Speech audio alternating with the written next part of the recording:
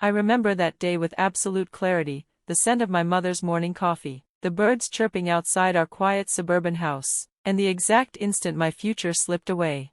"Emma," my mom began, eyes fixed anywhere but mine, "we need to talk about your college fund." I was 18, freshly graduated, GPA flawless, and holding an acceptance letter from MIT. I had spent years dreaming of computer science, of building something that would change the world. That $120,000 fund, a gift from my grandparents solely for my education, was supposed to be the launch pad. "What about it?" I asked, though a cold knot had already begun to form in my gut. My brother Marcus chose that moment to saunter into the kitchen, still in his football jersey from the night before. At 20, he was on his third round at community college, more invested in parties than professors. "Your brother needs the money," Mom said, her voice quiet. "He's going through a rough time, and you'll land on your feet, you always do." The room tilted. "That money was for my education," I said, barely above a whisper. "Grandma and Grandpa left it for me." "Don't be selfish," Marcus chimed in, snatching an apple off the counter. "You're the smart one, get some loans or something. I need this chance to turn things around." I turned to Dad. He sat behind his newspaper like always, impassive. "Dad," I pleaded, "this isn't fair." He lowered the paper just enough to meet my eyes. "Life's not fair, Emma. Your brother needs help. You've always been the reliable one. You'll figure it out." The reliable one. That's what I was, when they skipped my science fair for his football playoff, when they used my 16th birthday money to fix his car, when they chose him again and again. "I got into MIT," I said, my voice cracking. "That's not something you just give up." "Dreams change," Mom said, already flipping through papers. "Community college is a good option. You can live at home, save money." And just like that, she started signing away my future. I stood frozen, thinking about every sleepless night I'd spent coding, every award, every quiet moment of pride, all erased with a few strokes of a pen. "There," she said finally, "Marcus, this is your fresh start." He grinned, already texting, "Thanks, Mom, this time I've got it." But I wasn't listening anymore. Something inside me hardened, like iron plunged into ice. If they wanted me to figure something out, I would, just not the way they expected. That night, I packed my bags. No drama, no shouting, just quiet, focused action, like writing perfect code. I took my laptop, the $3,000 I'd saved from freelance work, and the same determination that had gotten me into MIT. I left a note on the kitchen counter. "Don't worry, I'll figure something out." By sunrise, I was on a bus to Silicon Valley. No family support, no safety net, just a mind full of ideas and a laptop full of code. The first month, I slept on a friend's couch, surviving on ramen and hustle. During the day, I took any programming gig I could find. At night, I worked on my own idea, a new algorithm that could transform how companies process massive datasets. 6 months later, I had a prototype, rough, but revolutionary. While Marcus used my college fund to party and buy a new car, I poured every ounce of energy into building something real. 1 year after I left, I walked into my first investor pitch, a 19-year-old girl with shadows under her eyes and a duct-taped laptop. They weren't impressed, until I showed them the algorithm. 2 hours later, I walked out with a $2 million seed investment and a startup valuation that made my lost college fund look like lunch money. I called home once that year. Mom picked up.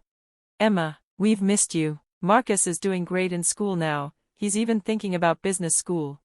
"That's good," I said, watching my company's servers light up with data streams. "I'm doing well too." "Oh honey, are you still doing that computer thing? You know, the local college still has openings if you want to come home." I hung up. They didn't need to know about the company I'd built, the patents pending, the acquisition offers I was turning down. Let them think I was still just their dependable daughter, scraping by. 5 years later, Phoenix Data Systems is a multi-billion-dollar company, employing thousands, revolutionizing tech. And me? I figured it out. I had kept out of the spotlight, letting my work speak for itself. As far as my family knew, I was still scraping by somewhere in California, another dropout with a laptop and a stubborn dream. Then the email came, and I laughed out loud. From Marcus Williams. Subject, job application, business development role. Dear hiring manager, I'm thrilled to apply for the business development position at Phoenix Data Systems. I leaned back in my chair, a sleek leather executive seat in a corner office 50 floors above Silicon Valley, and scanned my brother's resume. It was packed with inflated titles, vague buzzwords, and that same slick charm he'd always relied on to slide through life. He had no idea, no clue that Phoenix's elusive founder was the same little sister whose future he'd helped derail. My assistant popped her head in. Orientation starts in 10. Want me to tell them you're leading it today? I smiled and picked up Marcus's resume. Definitely, it's time for a family reunion. The orientation room buzzed with energy as new hires filed in. I stood behind the one-way glass in the observation room and spotted him immediately, Marcus, still with that effortless swagger, his designer suit doing its best to mask the desperation. He's been here since 7, my assistant, Sarah, whispered, telling everyone he's got natural leadership instincts and that he'll be running the place in a year. I smirked. Some things never change. Did he mention me? Sarah nodded, said his sister flamed out in tech, ended up back in retail, or something like that. If only they knew. Phoenix Data Systems had redefined how the world handled data. Our platform powered everything from global finance to Mars missions. That MIT dream I'd once clung to, they now used my algorithms for research optimization. I adjusted my blazer. Let's go welcome the new hires.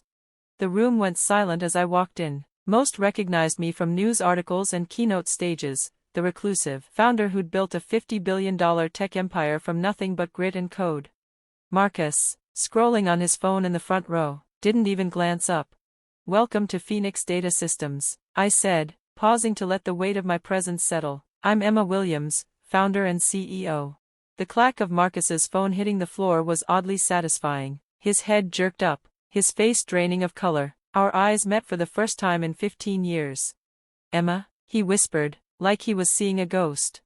Hello, Marcus, I replied smoothly. Interesting resume you submitted, though I noticed you left out a few financial details. Around the room, new hires exchanged wide-eyed glances. The tension was electric. Marcus stood, trying to recover. This can't be real, you're not. I tapped the screen behind me. Up came his application.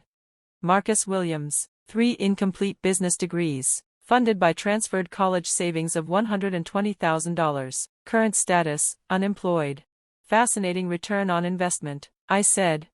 That money was mine, he blurted, then froze as the room absorbed his outburst. No, Marcus, I said coolly, it wasn't.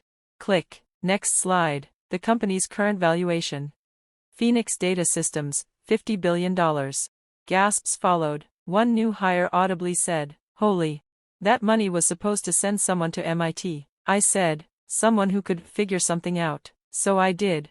I turned to the others. Everyone except Mr. Williams, please follow Sarah to your department orientations. As the group filtered out, Marcus remained frozen, eyes glued to the number on screen like it might change if he stared hard enough. I sat. Let's talk about your application. He sank into his chair like the air had been punched out of him. I didn't know, I swear. Obviously, I said, flipping open his file. Your resume claims extensive corporate development experience. Does that refer to the 3 companies that fired you, or the startup you ran into the ground with Dad's retirement fund? He winced. That was complicated. No, it wasn't. It was careless, just like when you let Mom sign away my future. He looked down. His cufflink was loose. Look, about the college money, that was a long time ago. Still echoing today, I said, cutting him off, but I'm not here for apologies. I'm here because you applied to my company, the one I built from the scraps you left me with. I didn't know it was yours, I just needed a job. Things haven't been easy now that you've run out of people to bail you out. I finished for him. He bristled. That's not fair. Life isn't fair, I said, echoing the words Dad had once thrown at me, but sometimes it's poetic. You took my future so you could have another chance. Now you're here, asking me for one. He didn't respond. He couldn't. I closed his file. Application denied. I was young, Marcus said, voice brittle. Mom and Dad said a lot of things. I walked to the window, looking out over the city I'd built my future in, alone. They said I was smart enough to figure it out. They said you needed the support more. They said dreams change. I turned, meeting his eyes. They were right about one thing, I did figure it out. Without their help, without the money they handed to you, just me, my will, and the drive to prove I never needed them. Marcus's shoulders sagged under the weight of something finally sinking in. So, you brought me here just to humiliate me, to reject me face to face? No. I sat, slid a folder across the table. I brought you here to offer you a job. He blinked. What? Entry-level, data processing, salary matches your experience, which, let's be honest, barely qualifies you for a parking pass. No shortcuts, no special titles, no borrowed glory. He stared at me, stunned. But, why? Because unlike you, and unlike Mom and Dad, I believe in earning your place. If you want a fresh start, this is it. Not funded by stolen money or family guilt, just work, real, honest work. He opened the folder with trembling hands. You'll be treated like every other new hire, I continued. These performance metrics, non-negotiable. You rise on your merits, or you fall, your choice. He looked up. And if I say no? I leaned back in my chair, calm. Then you can explain to Mom and Dad why you turned down a job at one of the most valuable tech companies on earth. I'm sure they'll be just as understanding as they always were. Marcus looked down at the contract. Silence stretched between us. They don't know, do they? He asked softly, about any of this, what you've done.